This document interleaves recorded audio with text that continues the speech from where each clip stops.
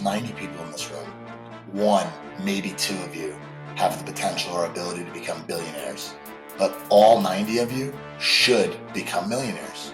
Here's how. Here's the secret. Hey there, welcome to Making a Man, the podcast where we dive into the stories and lessons that shape young men today.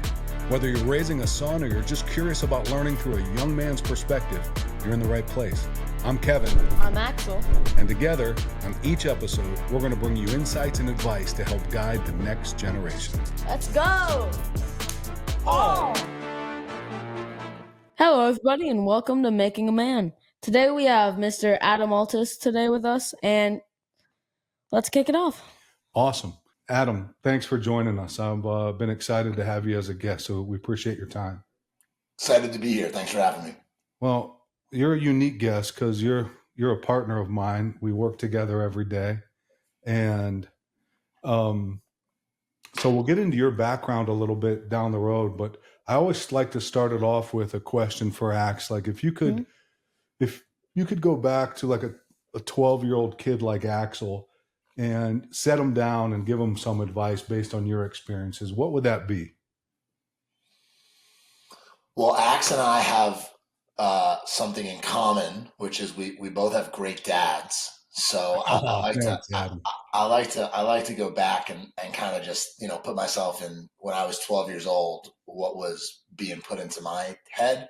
And, ultimately my dad told me two things basically every day. The first was have fun, no matter what you're doing, whether it's sports, whether it's school, just have fun, right? Life will figure out a way to grow you up in one way, shape, or form. So have fun, and enjoying your youth is a privilege that I think Ax and I both enjoyed, or in Ax's case enjoys, and I think you should take advantage of it. And then secondly, ever since I was a young kid, my parents, specifically my father, drilled it in my head that I was special, that I was smart, that I could do anything I put my mind to, that if I worked hard and committed myself to it, I could accomplish anything. And it sort of just drilled itself into my brain, and I started to believe it. And, my life and my career has put me in some very odd places, Kev, as you know, better than most. And that sort of unshakable belief that I can learn anything, I can pick up a new concept, and I can do the work, and that nobody's better than me, nobody's smarter than me, and nobody can outwork me, has been a super, super powerful tool that I've had in my life. So for a 12-year-old kid, have fun, and nobody's smarter than you. You can do anything you want. That is such good advice. Like, always enjoy what you're doing with a smile on your face and do it with a lot of confidence and believe in yourself. It's really good advice. Thanks, Adam. If you could just go back in time, could you tell us the story about just your journey from being a young man that led you where you are right now? Sure. I'll kind of go all the way back. I grew up in a small town called Hewlett, which was a wonderful, wonderful childhood. Think like suburbia times 10, half an hour away from any real highway. I had a great neighborhood. My parents were super involved in my life, and I've been just very, very blessed since a very young age. I went to college at Vanderbilt University, which is a place that I loved and couldn't recommend any higher. And I was a good, not great student most of my life. And I think for me personally, I was always at risk of falling into a crowd of people that could have easily distracted me and put me down a different path. And fortunately, Vanderbilt doesn't have any slackers. And ultimately, I surrounded myself unintentionally and totally by accident with incredibly smart, incredibly hardworking, talented young people who almost demanded, the best of myself. And I think that's played a big role in growing up for me. A lot of my friends' parents were sort of like business, finance, banking people. Mine weren't. I kept telling people that I wanted to be an investment banker in college, and I literally didn't know what the word meant. It was just something that people said, right? And I applied to hundreds of jobs, and I couldn't get one. I couldn't get a job coming out of school. All my friends were going to Wall Street and investing, and I couldn't get a job. I ended up getting a job making $36,000 a year at a asset management firm just outside of Boston in sales, which is where I met your dad. And I tell this story a lot. For whatever reason, I met Kev, and I wanted to be around him. I wanted to be near him, and I had a strong suspicion that my life would be better by having him in my orbit. And I did that.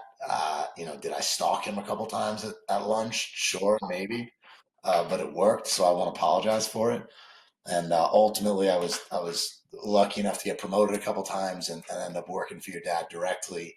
And I thought that was it. I thought I was going to be selling financial products for the next 100 years, working for your dad and making a bunch of money and building a life in Boston. And Mike Tyson says everybody has a plan until they get punched in the face. And your dad sat me in an office and said, "Hey, this place is on fire. We got to get out of here." And that set off a chain of events that ultimately, put us at Sire Capital Partners. That firm not working, being where in Boston was kind of the best thing that ever happened to me. I met my wife Kayla out in Boston, who we just had our second child together, and I have just a really wonderful, great life. I describe Sire Capital Partners, at least my involvement, as a 5 year overnight success. Right? It feels like our success came very quickly, but it really came very slowly.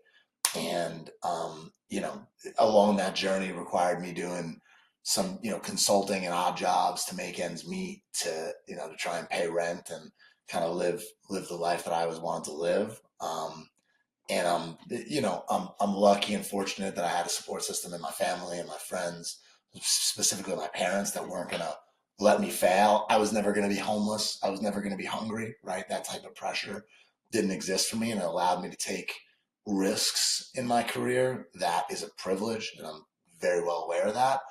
And I did that, and it's paid off, and I'm having an unbelievable amount of fun in doing what we do every day. We're raising two small kids in New York City. My wife works a very intense job also, and we're our lives are a little bit crazy right now, but we're having a blast, and I honestly can't imagine it any other way. Adam, that was great. I can't move on without saying how lucky I am to have you, and the fact that you semi stalked me was the best thing that's ever happened to me as well. Oh, So that's sweet. I Thank you, appreciate Kim. it. There's a lot to unpack in what you just said and the advice that you gave Access in your journey. One of the things that stands out, because I've actually met them, I had the honor to be in your wedding and meet a lot of the friends that you were surrounded with while you were at Vanderbilt and growing up in general. But those are impressive individuals.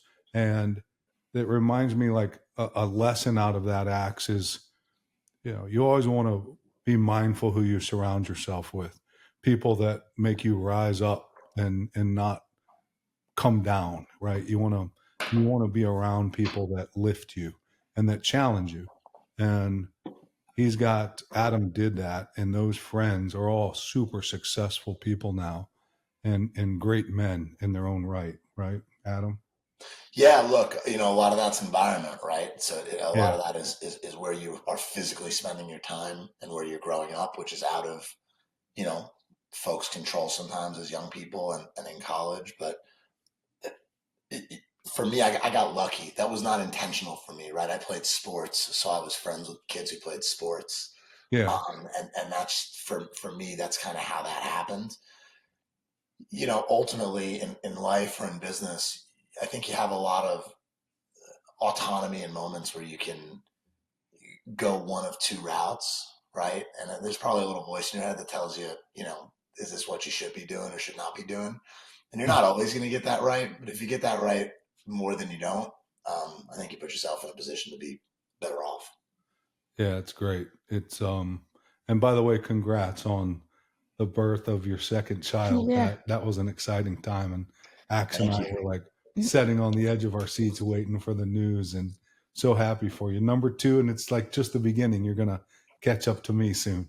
Yeah, you can't give them back either, so they stick with you for a while, the kids. Yeah, So yeah. we're having a blast. Hopefully, my wife lets us have more children. It's the best thing we've ever done. Yeah, it's a blessing. You can't give them back, and there's no playbook. Like there's Yeah. no, you got to just go figure it out and do your best. Yeah. Adam, one thing when I was thinking about you coming on as a guest, one of my favorite stories of yours, I believe it was when you were at Vanderbilt and a professor asked a class a question about how many people want to be a millionaire, like in the class, and his answer is just golden advice for anybody. So could you share that? I Sure. hope I got the context right. I think No, you nailed it. Yeah, it was a 90-person lecture hall at Vanderbilt, and he starts the class. He goes, "Who here wants to be a billionaire?" A few hands shoot up. "Who here wants to be a millionaire?" And more hands shoot up. And he said, "Here's the beautiful thing about Vanderbilt University." He goes, "There's 90 people in this room. One, maybe two of you have the potential or ability to become billionaires, but all 90 of you should become millionaires. Here's how. Here's the secret. There's 3 rules. Number 1, anytime anybody's interviewing you for a job, talking about coming on for a job, they're all saying the same things in 3 different ways. Rule number 1, I will cause you no problems. If you had a bad commute to work that day or to your interview, nobody cares. Your commute was great. Nobody cares about your problems. They only want to know that you will not create new problems for them. Number 1. Number 2, I will make your problems less big, right? Whatever problems that the hiring manager or company wants to bring you on for, you need to make their problems smaller, right? And number 3, sorry, what are they? It's I have no problems, I'll cause no problems, and I'll make your problems smaller. So ultimately, that's what it is. And the sad reality of the world is that, save for 3 or 4 people, nobody really cares about you that much, guys. I'm just going to tell you the truth, right? You've got your family, you've got your very close friends. Nobody cares. You're having a bad day, it doesn't matter, right? So ultimately, you need to figure out a way to bring a good attitude, bring no problems, and make other people's problems smaller. And you'll figure out a way to get a job, make money, and ultimately become a millionaire. That was kind of the simplest thing that he told me. Professor Pate, a corporate finance professor at Vanderbilt. That's who told so me. much truth in that. Wow. So much truth in that. Like it's always simple, not easy, right? Mhm. That's right. That's right. You got another question, Axe? Yeah. So you've probably had many challenges to overcome, but what would you say was the greatest one that you had to overcome, and how did you do it? So I've lived a very blessed life. My problems and challenges are small in comparison to other people's. I'll say professionally, I never had any real training. I joke that I've never really had a real job. So for the first 2 or 3 or 4 years of starting out, whatever it is that your dad and I do every day, I really didn't know what I was talking about. I couldn't read income statements. I couldn't read balance sheets. And I sort of forced myself to learn these things from scratch. And I'll never forget it. I was at a meeting with a lawyer when we were trying to be an investment banking firm, and we were trying to hang our licenses there. And the guy, he scared me. He essentially told me, well, I'm breaking securities laws and rules by doing things a certain way. And I was 22 years old. He scared me. So I called my mother, who's a lawyer, and she gave me the best advice I've ever heard in my life that I continue to think about all the time. So first of all, she asked, "What law did he say you're breaking? What rule?" And I recited it. And she said, "Well, did you read it?" I said, "What do you mean, did you read it?" I said, "Did you read it? Read it. Read the law. What are they talking about? What's the rule? Read it and make your own determination. Do it yourself." And ultimately, the lesson from that for me in my life is, you can be a professor, you can be a CPA, a lawyer. I don't care who you are. Just because you say something doesn't make it true. Show me what you're talking about. Be willing to do the work. Be willing to find what others are relying upon and form your own judgments. Because the reality is, it's just another guy or another girl with an opinion on a particular matter. So that meeting ended with me reading the statute that person had referred me to, very clearly and obviously having done nothing wrong, and essentially empowering myself to not be intimidated by bullies, because that's what he was doing. He was trying to bully us into bringing our business there. And once you're I guess, unafraid to do the work a little bit and read complicated things you've never seen before. Um, the world and business gets a lot less scary. And I think that applies to our, what your dad and I do every day. We'll buy a business that we didn't even know the industry existed, right? But that's okay. Learn it, read a book, figure something out, talk to somebody who knows something more than you do, and be open-minded and curious and work into it. And I think that sort of curiosity and hard work permeates itself really into every facet of life, both personally and professionally. Adam, that was so good because, and it hits to something that we talked about a couple episodes ago. We'll do one or two interviews, and then Axel and I will just sit down on a topic and talk about it. And the first one we did that was on curiosity, where we're like, look, don't take anyone else's word for it. Go figure it out yourself. Make sure that you're asking the right questions. And your point hits home so well because it is important to do the homework to make sure that you understand it yourself and not just take the word of someone else who says they're the authority on it. Well, I'm pretty sure I stole the curiosity obsession from you, Kev, over the many years and thousands, if not hundreds of thousands of conversations we've had. But I think about that a lot, both in our business and in raising young children. Is if you could pick two traits to pass on to a child or to an executive that we're hiring, it's curiosity and work ethic. Everything else Yep, figures itself out. My that's humble right. opinion. Those are the two big things. No, thanks for that. That's great. Not to shift gears a little bit, but back towards like obviously someone, Axel's 12 years old, he'll be 13 here. And looking up to people is important. Having someone as a mentor that you can learn from. I'm sure you've had people like that in your life that from a young age you looked up to. Talk to us about who that one of those people and a lesson that they taught you that you still carry with you. Yeah, I just immediately think of my dad when you Yeah. ask me that question. I just think of my father as sort of always being this very reasonable, measured guy that seemed right about things way off in the knot. And my childhood growing up was a little different. I never got punished. I haven't really ever been grounded, but disappointing my father was a really big deal. It was something I didn't want to do. That was not an acceptable outcome for me. And a lot of that drove through very, very high academic standards in my house. And it wasn't so much bringing home a bad grade, but what was the process to bring that bad grade home, right? Was the effort and the process there and what drove the result? Which is another way of saying work ethic, I think, and preparing was something that was really important to me. But if I could dial down what my father taught me into a sentence, it's to be unafraid. It's to be unafraid, right? And ultimately, nobody's smarter. Nobody will outwork you. Nobody's better than you. You can do anything you want to do. The world is yours. Figure out what you want to put on that canvas, and that maybe unearned hubris on my side has really been sort of the driving force behind most things in my life that have been good.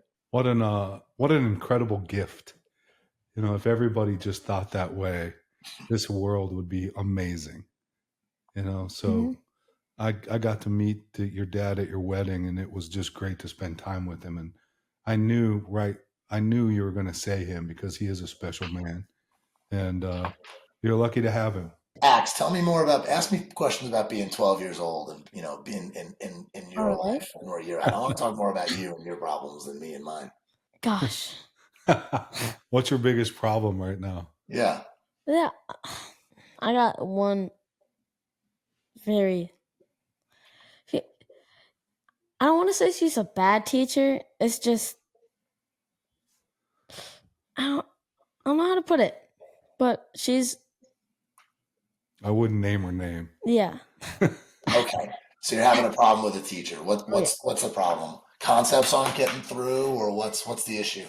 So we're in I'm in advanced in grade AIG math, and I think the problem with her is she like wants to be like better than all the other teachers. So she like gets through each unit in like a day or like 3 days max. She rushes stuff. Yeah. And like we end up having like 12 worksheets a day or like 12 things on our computers that we have to do. And like she gives us like so little time to do it. Can I share an experience with you that I had that seems similar? So when I went to public school in high school, I breezed through a little bit. It wasn't, I breezed through a little bit. So when I got to Vanderbilt, you know, everything I felt that I did was just God's gift to earth, right? I was a special boy, like my mother told me, and everything I did was excellent. And they make freshmen at Vanderbilt take a writing seminars class. And I remember this so vividly. It was my first semester of school. I had my first essay take home. I'm writing it, and literally as I'm writing it, I'm just telling myself, what a gifted writer you are, Adam. You are such a special person and special writer, as I've been doing my whole life. And when I got the grade back, expecting my A, which I was very familiar with, I got a note in red ink from the teacher. There was no grade on it. The teacher said, "You do not know how to write a college paper, period. No grade. No grade." So I read that and I'm like, well, this is going to be a problem then. And I stayed after class and I spoke to her, and she did not like me. And you can understand that. I rubbed some people the wrong way from time to time. Also super comfortable there. That's all right. But ultimately what I did was I forced this person to pay attention to me. I showed up after class, I asked for extra credit, and I ultimately muscled her just by physically being in her presence. Every office hour she offered, I was there. I asked for extra credit all the time. What a beautiful thing to do.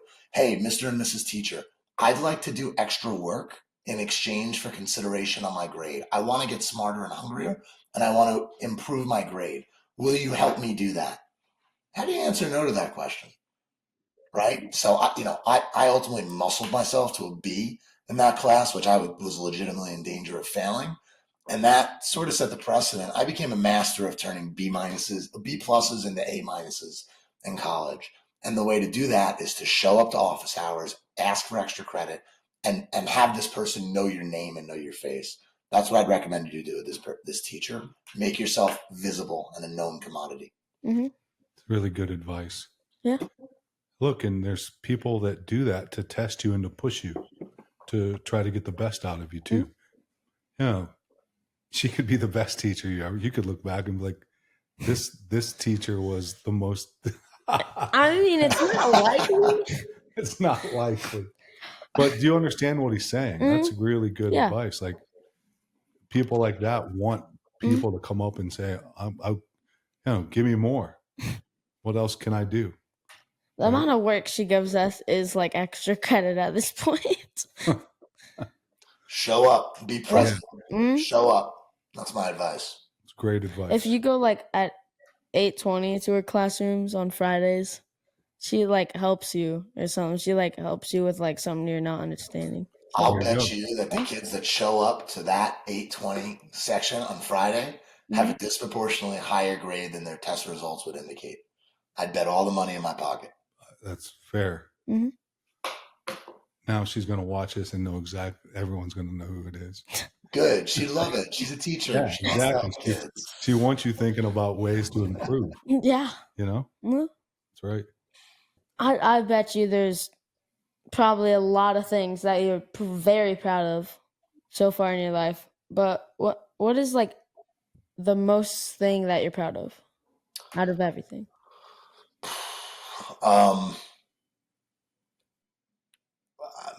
My kids by a country mile, just like my children. I'm just very, very proud of my children and my wife, who I think are amazing people and the best people in my life. So that sort of, for me, level sets and comes before everything. Professionally, I view myself as a hard problems guy. And if there's a hard problem, and if there's something that's really challenging that others can't figure out, I kind of want the ball in those situations. And there have been 2 transactions that we've executed one being LL Klink Greenhouse Solutions, which is a greenhouse company that your dad and I own. We had a hell of a time getting that deal over the finish line. I'll give you the 30-second story on it. Ultimately, our capital partner was uncomfortable with something called a bonding requirement. A bonding requirement is where the school or customer that you're building for essentially makes you self-insure the work you're doing, so that if God forbid someone dies, the contractor, in this case the company we were buying, is responsible for it. I felt it was out of market. I tried very hard to convince them not to require that, and they wouldn't budge. So ultimately what we had to do is we had to get the sellers and operators of the business to go to the customer and have the customer take that burden away from us, which they did. But I do remember vividly making that conversation, making that phone call, delivering bad news to these incredibly hardworking people that I love and respect, and delivering that bad news and having an ask of them essentially in exchange for nothing, in exchange for doing the transaction that we had already committed to doing, was a really hard. That. Pardon? I remember that. That was a really hard thing, and I'm really proud that I got that done. That I'm really proud of that. Let's stay there. That was kind of my pride. And I don't know if you can see it. It's in the corner, but when we actually closed that deal, I happened to be on vacation, which is a sickness I have. I'm always on vacation when we close deals. And I ripped off all my clothes and ran in the ocean, and my wife got a picture of it, and it's hung in the corner of my office. You can't see it, but it's great. It's great. I was really proud. Yeah, Adam's the fixer. If there's a problem, he's going to look at it from every angle and try to figure out how to fix it. He's so good at that. Yeah. Where most people would be like, it's over. Doesn't look great, and move on. He's not. He's going to keep jabbing at it and noodling at it from every possible angle. Really good trait. That's kind of Adam, are there any questions that we didn't ask you that you wanted us to?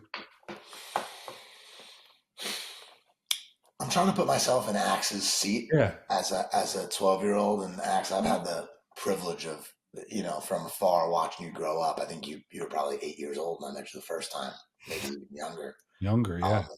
Yeah, that's right. Actually, maybe 6. Yeah. So watching you grow into a young man and progress in your life is a beautiful thing, and I'm really proud of you. Thanks. In terms of what I wanted you to ask, if I were 12 years, I'm in the middle, Kev, right? Like I'm sort of, well, I guess I'm closer to age than you than Axe, but not by a ton. Yeah. But I remember the problems and feelings of my teenage years. It's not so foreign to me. I think my superpower, what I've learned as I've gotten older, and matured, is number one, I've calmed down. I'm always the calmest guy in a conversation. I view yelling as weakness. I view, at least professionally, losing control of your emotions. I view that as a weakness, and I try very, very hard to do that, to be in control of myself. I try to apologize. I try to say I'm sorry and be as unstubborn or flexible or open-minded as I possibly can. I'm working on, as a person, complimenting others when I'm proud of them. I mean, these are all free things you can do that make other people's lives better and cost you nothing. It costs you nothing. What does it cost to say you're sorry? What does it cost to say, hey, that you seem really good at this, or smart at this, or talented in some way, shape, or form. So I'm a big fan of that. And then ultimately our problems, and this applies to 12-year-olds more than 62-year-olds. Your problems are small. I mean, they feel big, but nothing matters, man. Like, these problems are small. You'll forget about this teacher fast. Enjoy the ride. Nothing matters. Great advice. Great advice. Anything else, Axe, as we wrap this up, that you want to ask Mr. Adam? Axe, I could do this all day, man. Give me more questions, brother. This is my break for the day. This is the most fun I've had in 24 hours by a wide margin. We're doing this call late at night for people watching, and we got to get off of this and jump on another call, Adam, tonight. I'd rather do this. Can we do this for another 2 hours or so? Yeah, this is like a hang, right? We're just hanging out with the boys. Axe, anything else on your mind that you want to talk about? I got one more. All these questions have been pretty serious, but I got just one for fun. What's your favorite Christmas movie? Ooh. So let me disclose first and foremost. I'm Jewish, okay? So I don't Mhm. have the luxury of celebrating Christmas, which I was always jealous of. Christmas is such a better holiday than Hanukkah. It's a joke. Christmas is amazing. And I took my kids and my friends' kids to the tree in Rockefeller Center this weekend. It was awesome. We had a great time.